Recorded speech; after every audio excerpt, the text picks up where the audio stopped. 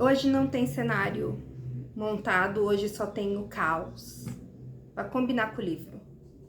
Bom, o que é uma maldição tricentenária correndo a 200 km por hora versus um bando de adolescentes que querem usar o Twitter, também correndo a 200 km por hora, numa cidadezinha dos Estados Unidos?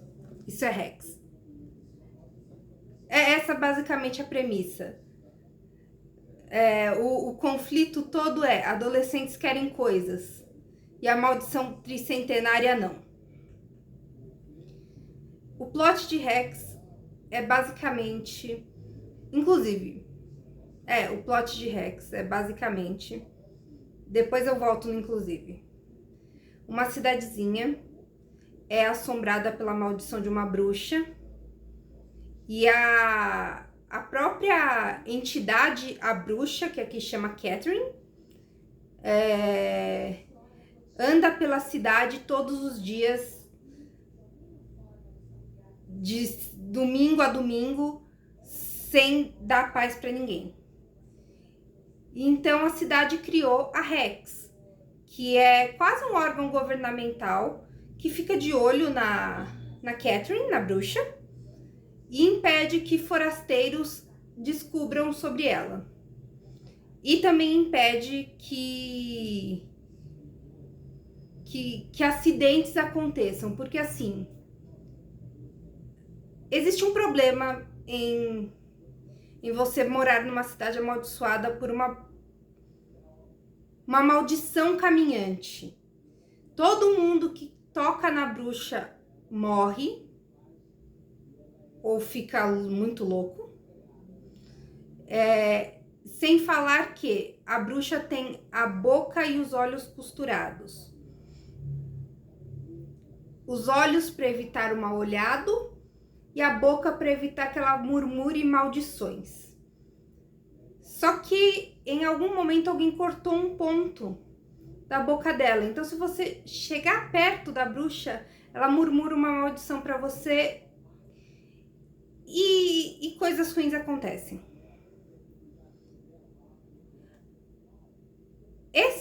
Essa edição aqui da Dark Side não é o romance Rex original. O romance Rex original foi publicado na Holanda e na Bélgica em 2013. E o Thomas Oldhelvet, ele fala num pós-fácil aqui no final do livro que quando os direitos foram adquiridos pela editora americana, eles pediram uma reescrita da história, adaptando para a cultura norte-americana. Então, uma história que era sobre um vilarejo holandês vira uma história sobre uma cidadezinha perto de Nova York, chamada Black Spring, que é amaldiçoada há 350 anos pela bruxa Catherine, que anda pela cidade solta, num padrão mais ou menos... Ela tem mais ou menos um padrão. De um lado, a gente tem a família Grant, o pai, a mãe e os 2 filhos. E do outro lado da narrativa, a gente tem o Robert Greene, que é o homem que resolve todos os pepinos da Rex. E em algum momento essas duas pontas da história, os Grant e o Robert Greene, colidem.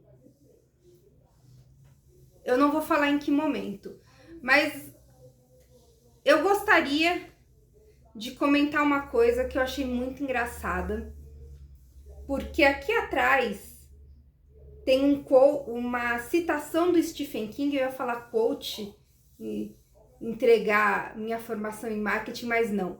Uma citação do Stephen King em que ele diz: "Isto é totalmente brilhante e original."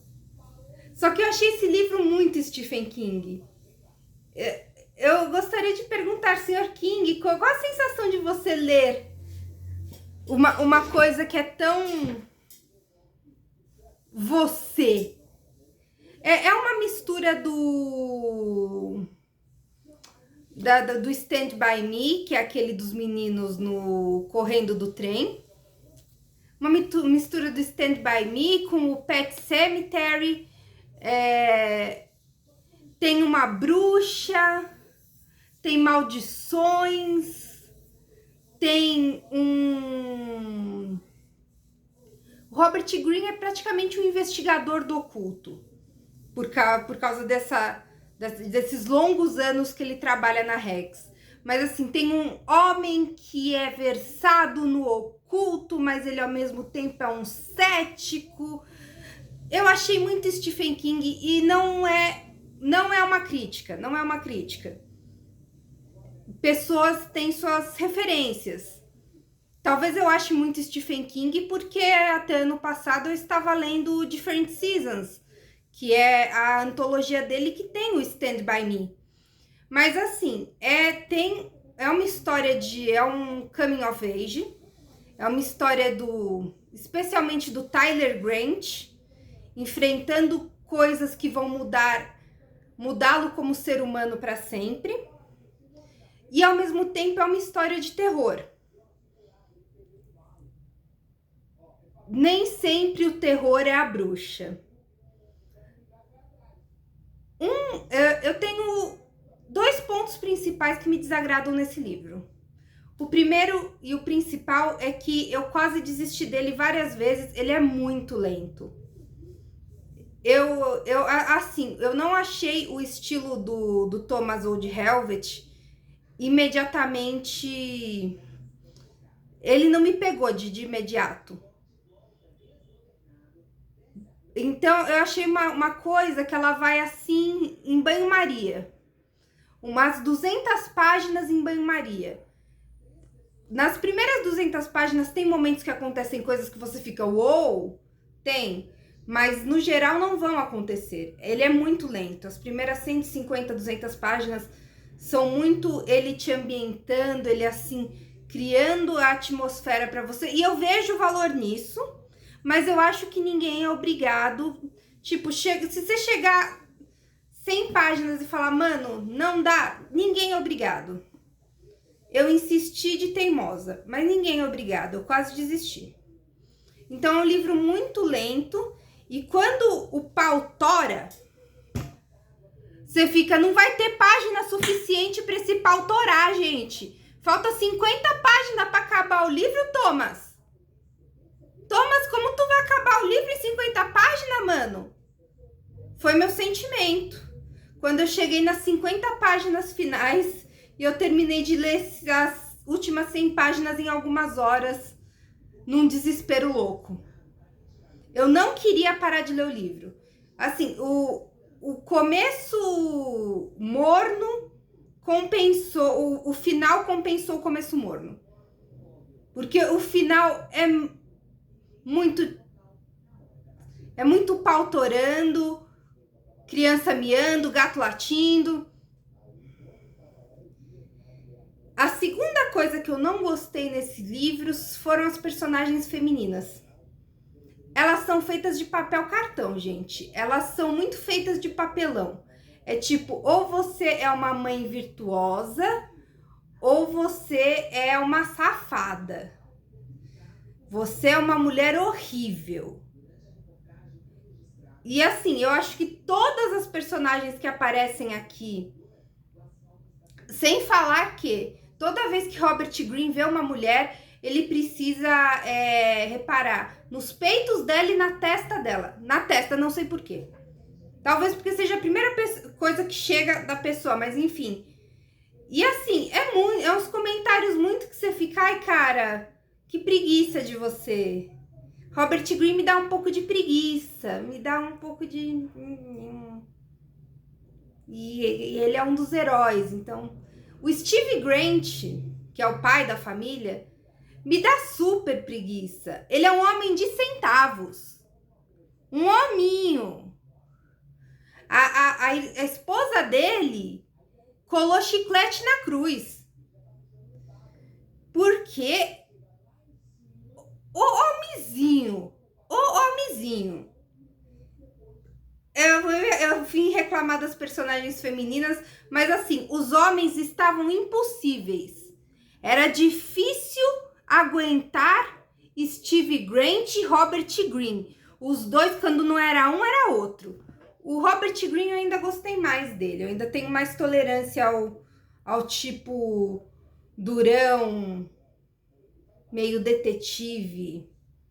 Eu ainda dou um passe livre para ele, mas Steve Grant, assim, péssimo pai, péssimo marido, péssimo homem. Detestei. Zero. Não torna o livro ruim. Eu peguei esse livro porque as pessoas falaram que a premissa era boa, mas a execução era ruim. E talvez isso fosse verdade para a versão original de 2013. Quando eu peguei esse livro, eu esperava ter uma experiência parecida com Hemlock Grove, que quando eu li a premissa era boa e eu achei o livro ruim. Mas eu achei o livro bom. Ele não achei ele um livro ruim. Não sei, tenho vontade de relê-lo e ao mesmo tempo tenho dúvida se vou relê-lo um dia. Mas assim, o final é... O final se banca. Ele se constrói. Você percebe que ele estava lá o tempo inteiro. Que a coisa estava se formando ali o tempo inteiro. Então não é um final que você chega e pensa, putz, caiu do céu, veio do nada. Não, ele se banca. É um final que se banca. Péssimos homens, mulheres de papel cartão.